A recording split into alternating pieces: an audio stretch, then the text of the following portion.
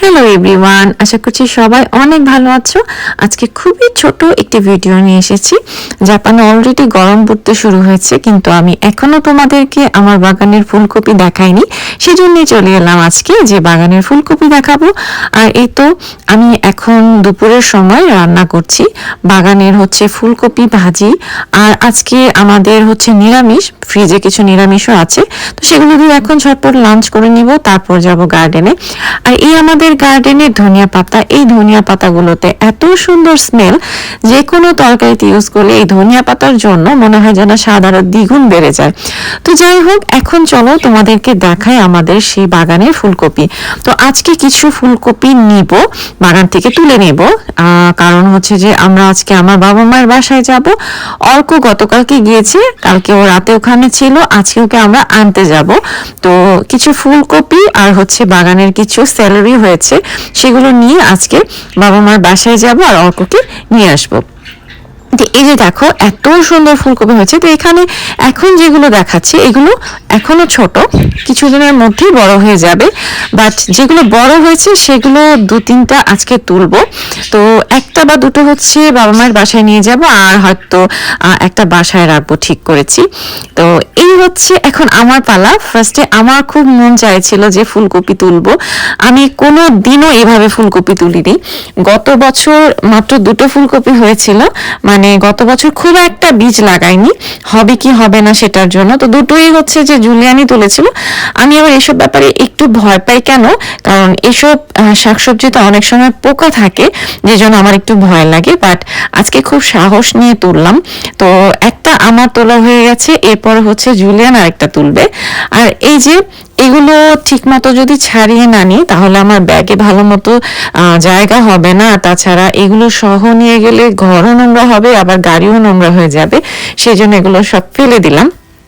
আর এই তো জুলিয়ানের পালা এখন। তো জুলিয়ান তো খুব সহজেই তুলে নিয়েছে, কারণ গোড়াটা কিন্তু খুবই শক্ত, মানে খুব প্রেসার দিয়ে টেনে টেনে উঠাতে হয়, আর মাটি টাটি লেগে থাকে। সেই জন্য দেখো কি সুন্দর না দেখতে, আমার যে কি ভালো লেগেছে বিশ্বাস করো এটা তোলার সময়।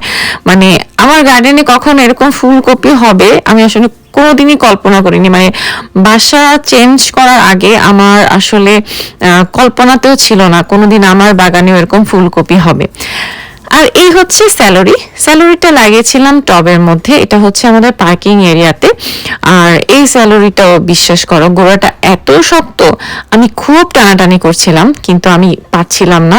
পরে শেষমেশ জুলিয়ান আমাকে হেল্প করলো, মানে জুলিয়ান টেনে টেনে ওগুলো উঠিয়েছে।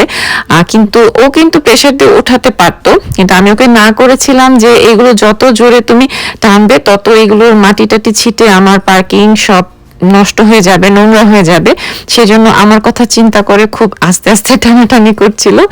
তো যাই হোক, তারপর যে এগুলোর ময়লা এগুলো সব নিচের অংশগুলো কেটে তারপর যেহেতু নিয়ে যাব, তো কাটার পরে দেখা গিয়েছে যে স্যালারিগুলো কিন্তু দেখতে খুবই কমে গিয়েছে। এই যে দেখতে পাচ্ছ, বাট ভীষণ সুন্দর না, একদম বাগানের একদম ফ্রেশ স্যালারি। তো এটা আর যে ফুলকপি নিয়ে এখন যাব অর্ককে নিয়ে আসতে। তো আমরা আসলে খুবই বিজি ছিলাম সেদিন, ওই বাসার ভেতর পর্যন্ত আমরা যাইনি, শুধু অর্ককে নিয়ে আবারও ব্যাক করেছি, কারণ বিকেলে আমাদের আবার ডেন্টিস্টের কাছে অ্যাপয়েন্টমেন্ট ছিল আমার আর অর্কর। তো ডেন্টিস্টের কাছে গিয়েছি সরাসরি। তো দাঁত দেখানো হয়ে গেছে। এরপর গিয়েছিলাম আমরা একটু হোম সেন্টারে।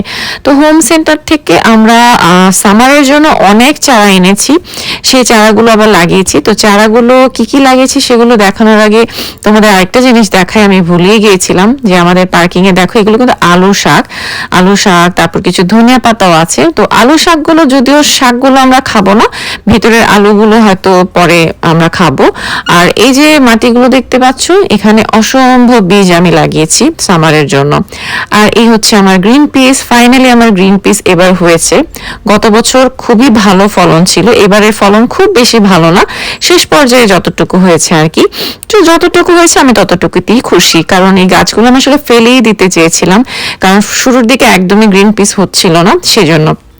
তো তো যাই হোক, এই হচ্ছে দেখো এখানে অনেক চারার মধ্যে অনেক অনেক চারা আছে, টমেটো, বেগুন, ক্যাপসিকাম, মরিচ, তারপর হচ্ছে যে ঢেঁড়স, করলা, শসা, আরো অনেক কিছু এখন এত মনে পড়ছে না, পরবর্তীতে যখন বড় হবে চারাগুলো তখন তোমাদের আবারও দেখাবো। এই তো আর কিছু ফুলকপি এখনো আছে, ওগুলো আস্তে আস্তে একটু বড় হলেই তুলে ফেলবো। এই তো এই ছিল আমার একটি ছোট্ট ব্লগ। আশা করছি সবার ভালো লেগেছে, সবাই খুব ভালো থেকো, আবার দেখা হবে, বাই বাই।